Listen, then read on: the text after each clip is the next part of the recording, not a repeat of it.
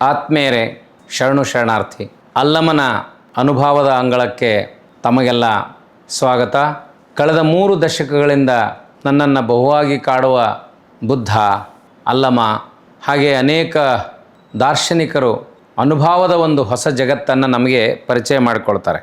ನಾವು ಅಂತರಂಗದ ಹುಡುಕಾಟದ ಪಯಣದಲ್ಲಿ ಅನೇಕ ಪ್ರಶ್ನೆಗಳನ್ನು ಕೇಳುತ್ತಾ ಗೊಂದಲಕ್ಕೆ ಬೀಳ್ತೀವಿ. ಹಾಗಿದ್ದರೆ ಈ ಶಿಲೆಯೊಳಗೆ, ಜಲದೊಳಗೆ ಅಗ್ನಿ ಇದೆ ಅಂತ ಹೇಳ್ತೀವಿ, ನಮ್ಮ ಕಣ್ಣಿಗೆ ಅಗ್ನಿ ಕಾಣಂಗಿಲ್ಲ. ಹಾಗೆ ಬೀಜದೊಳಗೆ ಮರ ಇದೆ ಅಂತ ಹೇಳ್ತೀವಿ, ಮರ ಕಾಣಂಗಿಲ್ಲ. ಆದ್ರೆ ಹಾಗಂತ ಅಲ್ಲಿ ಇಲ್ಲ ಅಂತ ಹೇಳೋಕ್ಕಾಗಲ್ಲ, ಇದೆ ಅಂತ ನಮ್ಗೆ ಗೊತ್ತು. ಯಾವುದಾದ್ರೂ ಅಂತರಂಗದಲ್ಲಿ ಅಡಗಿರುವ ಒಂದು ಸ್ವರೂಪ ಕಾಣಬೇಕಾಗಿತ್ತು ಅಂದರೆ ಅದಕ್ಕೊಂದು ಕನೆಕ್ಟಿವಿಟಿ ಬೇಕು. ಆ ಕನೆಕ್ಟಿವಿಟಿಯೇ ಅನುಭವದ ಅನುಭೂತಿ, A kind of spiritual experience. ನನಗೆ ಪ್ರೀತಿ ಇದೆ, ಭಕ್ತಿ ಇದೆ, ಆದರೆ ಅದನ್ನು ಹೆಂಗೆ ಅರ್ಥ ಮಾಡ್ಕೋಬೇಕು ಅನ್ನುವಂಥ ಮನಸ್ಥಿತಿ ಕೂಡ ಇರಬೇಕು.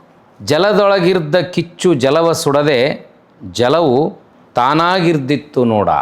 ಹಾಗಿದ್ರೆ ನೀರಿನೊಳಗೆ ಬೆಂಕಿ ಇದೆ ಅಂದ್ರೆ ಆ ಬೆಂಕಿ ಆ ನೀರನ್ನು ಸುಡಬೇಕಲ್ಲ. ಮಜಾ ಏನು ಅಂದ್ರೆ, ತಮಾಷೆ ಏನು ಅಂದ್ರೆ, ಒಂದು ವೇಳೆ ಬೆಂಕಿ ಏನನ್ನಾದರೂ ಸುಡ್ತಾ ಇದ್ದರೆ ಅದಕ್ಕೆ ನೀರು ಹಾಕಿದರೆ ಅದು ನಂದಿ ಹೋಗ್ತದೆ. ಮತ್ತು ಬೆಂಕಿಯನ್ನು ಸ್ಪರ್ಶ ಮಾಡಿದಾಗ ಅದು ಸುಡಬೇಕಾಗಿತ್ತು. ಆದರೆ ಬೆಂಕಿ ನೀರಿನ ಸ್ವರೂಪದಲ್ಲಿದ್ದಾಗ ಬೆಂಕಿಗೆ ಹಾಕಿದರೆ ಅದು ನಂದಿಸ್ತದೆ. ಈ ಸಂಬಂಧ ಎಷ್ಟು ಸೂಕ್ಷ್ಮವೋ ಅಷ್ಟೇ ಸೂಕ್ಷ್ಮ ಮನುಷ್ಯ ಮತ್ತು ದೇವರ ಸಂಬಂಧ, ಮನುಷ್ಯ ಮತ್ತು ನಂಬಿಕೆಯ ಸಂಬಂಧ. ನೆಲೆಯನರಿಯದೆ ನೋಡಿಹೆನೆಂದೆಡೆ ಅದು ಜಲವು ತಾನಲ್ಲ. ಕುಲದೊಳಗಿರ್ದು ಕುಲವ ಬೆರೆಸದೆ ನೆಲೆಗೆಟ್ಟು ನಿಂದುದನಾರು ಬಲ್ಲರೋ. ಹೊರಗೊಳಗೆ ತಾನಾಗಿರ್ದು ಮತ್ತೆ ತೋರಿದಿಪ್ಪುದು ಗುಹೇಶ್ವರ ನಿಮ್ಮ ನಿಲವು ನೋಡ. ಈ ಗುಹೇಶ್ವರನ ನಿಲವು ಇದೆಯಲ್ಲ, ಗುಹೇಶ್ವರನ ಅಸ್ತಿತ್ವ ಇದೆಯಲ್ಲ, ಅದು ಭಾಳ ವಿಚಿತ್ರವಾಗಿದೆ.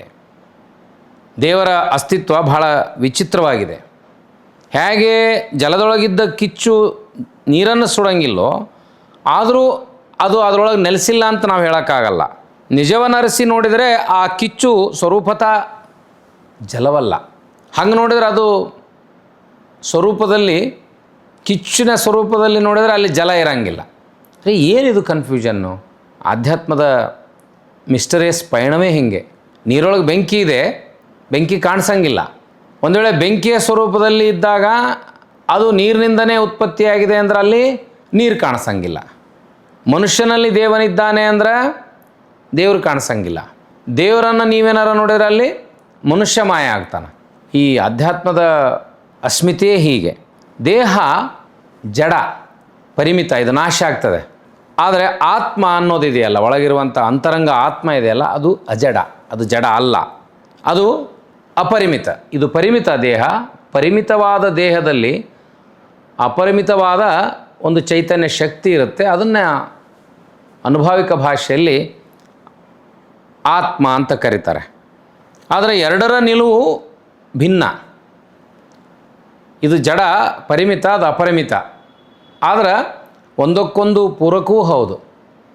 ಒಂದು ವೇಳೆ ಈ ದೇಹ ಜಡ ಅಂತ ಅನ್ನೋಕ್ಕಾಗಲ್ಲ, ನನ್ನನ್ನು ಜಡ ಅನ್ನೋಕ್ಕಾಗಲ್ಲ. ಯಾಕಂದ್ರೆ ನಾನು ಮಾತಾಡ್ತೀನಿ, ನೋಡ್ತೀನಿ, ಕೇಳ್ತೀನಿ. ಅದಕ್ಕೆ ನನ್ನೊಳಗೆ ಆತ್ಮ ಇದೆ. ಹಾಗಂದ್ರೆ ದೇಹನೇ ಮುಖ್ಯ ಅಂದ್ರೆ ಅಕಸ್ಮಾತ್ ಇದು ಜೀವ ಕಳ್ಕೊಂಬಿಡ್ತು ಅಂದ್ರೆ ಜಡ ಆಗಿಬಿಡುತ್ತೆ. ಇದರೊಳಗೆ ಆತ್ಮ ನಿನಗೆ ಸಿಗಂಗಿಲ್ಲ. ಈ ಸತ್ಯವನ್ನು ಅರಿತವರು ಈ ಸತ್ಯವನ್ನು ಅರ್ಥ ಮಾಡ್ಕೊಳ್ಳೋದಿದೆಯಲ್ಲ, ಅದು ಭಾಳ ಕಷ್ಟ, ಕ್ಲಿಷ್ಟಕರ ಅನ್ನಿಸ್ತದೆ.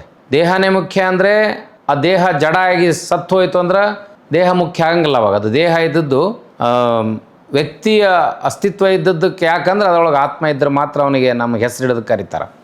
ಒಳಗೆ ಆತ್ಮ ಜೀವ ಹೋಯಿತು ಅಂದ್ರೆ ಬಾಡಿ ಅಂತ ಕರೀತಾರೆ. ದೇಹ ಅವ್ರದ್ದು ಬಾಡಿ ಬಂದಿಲ್ಲ ನಿನ್ನ ಅಂತಾರೆ. ಸತ್ತ ವ್ಯಕ್ತಿ ಹೆಸರಿಡೋದು, ಆ ಮೇಧಾವಿಗಳು ಬಂದಿಲ್ಲೇನು, ಅವ್ರ ಹೆಸರಿಡೋದು ಕರೆಯಲ್ಲ, ಜಡ ಆಗ್ತೀವಿ.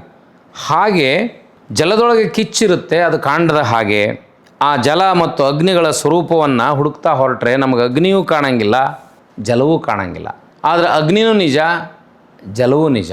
ಹೀಗೆ ಆ ಶಬ್ದದ ಆಟವನ್ನು, ಹೇಗೆ ನಾವು ಶಬ್ದದೊಳಗೆ ನಿಶಬ್ದವನ್ನು, ನಿಶಬ್ದದೊಳಗೆ ಶಬ್ದವನ್ನು ಹುಡುಕ್ಬೇಕನ್ನುವಂಥ ಚಮತ್ಕಾರಿಕ ಪದಗಳನ್ನು ಅಲ್ಲಮ್ಮ ಬಳಸ್ತಾನಲ್ಲ, ಎಷ್ಟು ಅದ್ಭುತ, ಎಷ್ಟು ಅದ್ಭುತವಾದ ಭಾಷೆಯನ್ನು ಬಳಸಿ ಅದನ್ನು ಸರಳವಾಗಿ ಹೇಳಿ ಪೂರಕವಾಗುವ ಅರ್ಥವಾಗುವ ರೂಪಗಳನ್ನ ಕೊಟ್ಟು ನಮಗೆ ಒಳಪ್ರವೇಶಿಸುವ ಮಾರ್ಗವನ್ನು ಹೇಳುವ ಅಲ್ಲಮ ಅನನ್ಯವಾಗಿ ಕಾಣೋದು, ಅಪರೂಪ ಎನಿಸೋದು ಇದೇ ಕಾರಣದಿಂದ.